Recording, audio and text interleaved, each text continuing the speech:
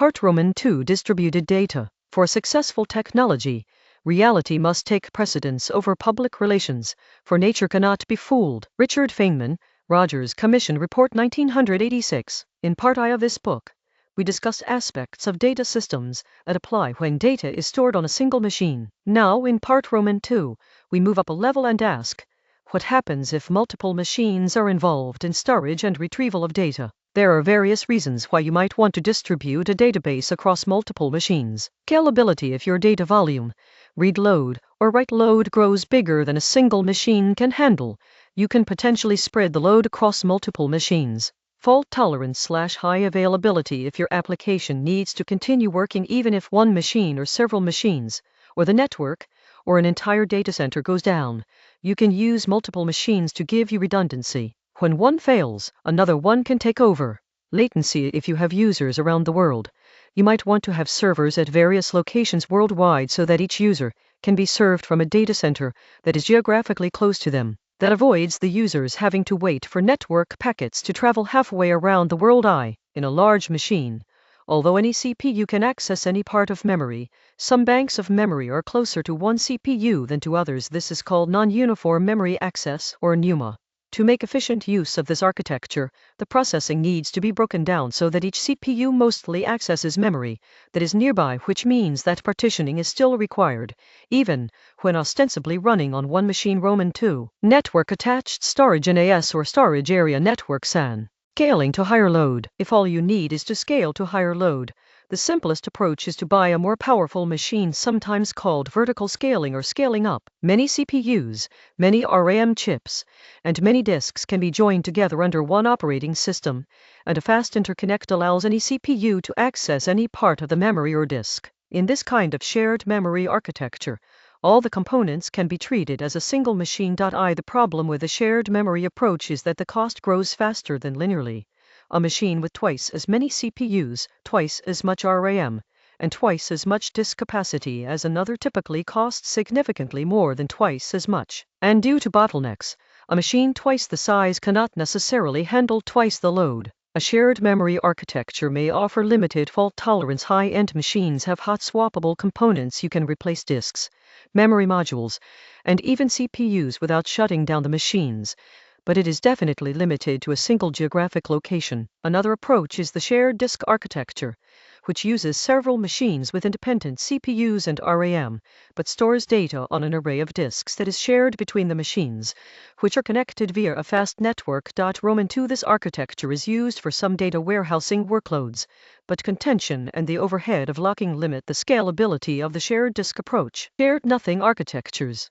By contrast, shared nothing architectures, sometimes called horizontal scaling or scaling out, have gained a lot of popularity. In this approach, each machine or virtual machine running the database software is called a node. Each node uses its CPUs, RAM, and disks independently. Any coordination between nodes is done at the software level, using a conventional network. No special hardware is required by a shared nothing system, so you can use whatever machines have the best price/performance ratio. You can potentially distribute data across multiple geographic regions, and thus reduce latency for users and potentially be able to survive the loss of an entire data center. With cloud deployments of virtual machines, you don't need to be operating at Google scale.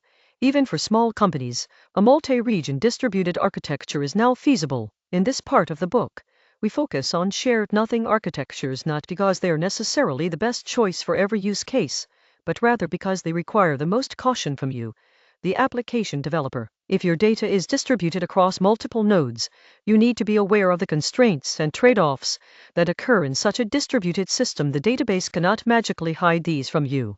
While a distributed shared nothing architecture has many advantages, it usually also incurs additional complexity for applications and sometimes limits the expressiveness of the data models you can use. In some cases, a simple single-threaded program can perform significantly better than a cluster with over 100 CPU cores. On the other hand, shared nothing systems can be very powerful. The next few chapters go into details on the issues that arise when data is distributed. Replication versus partitioning. There are two common ways data is distributed across multiple nodes. Replication, keeping a copy of the same data on several different nodes, potentially in different locations. Replication provides redundancy. If some nodes are unavailable, the data can still be served from the remaining nodes. Replication can also help improve performance. We discuss replication in Chapter 5. Partitioning, splitting a big database into smaller subsets called partitions so that different partitions can be assigned to different nodes, also known as sharding. We discuss partitioning in Chapter 6. These are separate mechanisms, but they often go hand in hand, as illustrated in Figure Roman 2.1. Figure Roman 2.1. A database split into two partitions, with two replicas per partition. With an understanding of those concepts, we can discuss the difficult trade-offs that you need to make in a distributed system. We'll discuss transactions in Chapter 7, as that will help you understand all the many things that can go wrong in a data system and what you can do about them. We'll conclude this part of the book by discussing the fundamental limitations of distributed systems in Chapters 8 and 9. Later, in Part Roman 3 of this book, we will discuss how you can take several potentially distributed data stores and integrate them into a larger system, satisfying the needs of a complex application. But first, let's talk about distributed data. Frank McSherry, Michael Izzard, and Derek G. Murray. Scalability. But at what cost? At 15th Usenix Workshop on Hot Topics in Operating Systems, Hot OS, May 2015.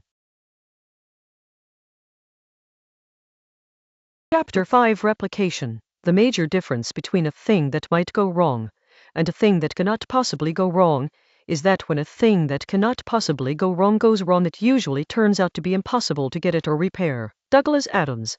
Mostly Harmless, 1992. Replication means keeping a copy of the same data on multiple machines that are connected via a network. As discussed in the introduction to Part Roman 2, there are several reasons why you might want to replicate data. To keep data geographically close to your users and thus reduce latency, to allow the system to continue working even if some of its parts have failed and thus increase availability.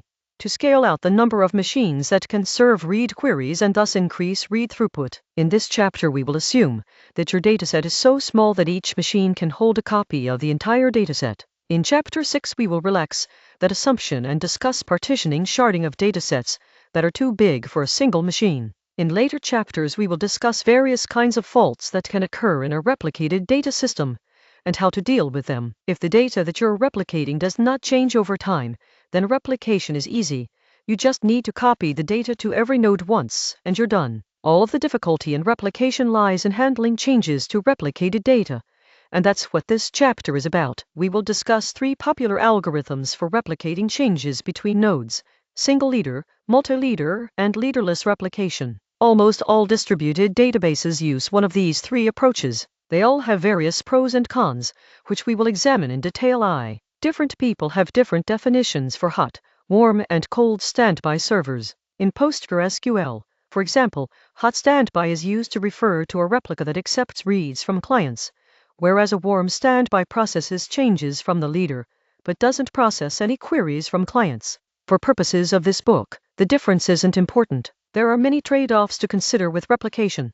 For example, whether to use synchronous or asynchronous replication and how to handle failed replicas. Those are often configuration options in databases, and although the details vary by database, the general principles are similar across many different implementations. We will discuss the consequences of such choices in this chapter. Replication of databases is an old topic. The principles haven't changed much since they were studied in the 1970s, because the fundamental constraints of networks have remained the same.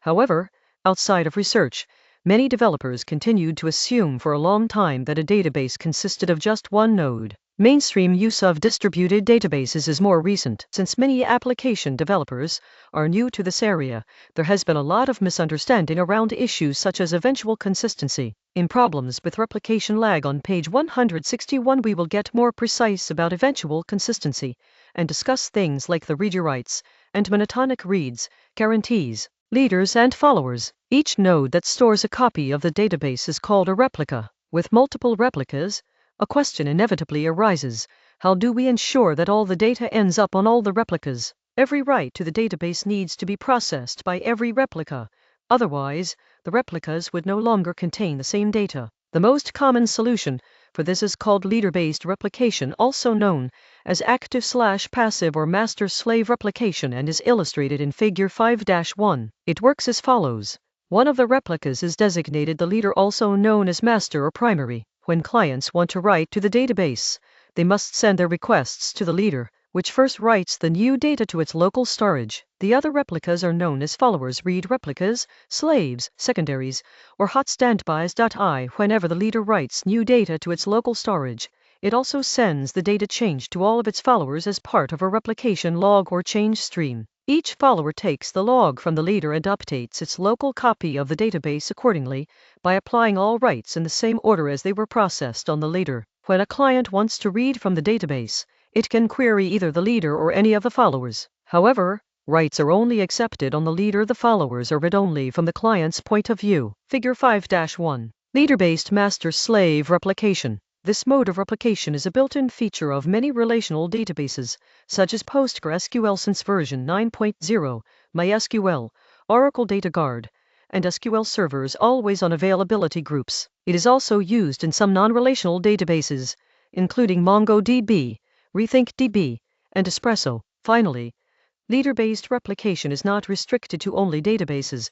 Distributed message brokers such as Kafka and RabbitMQ highly available queues also use it. Some network file systems and replicated block devices such as DRBD are similar.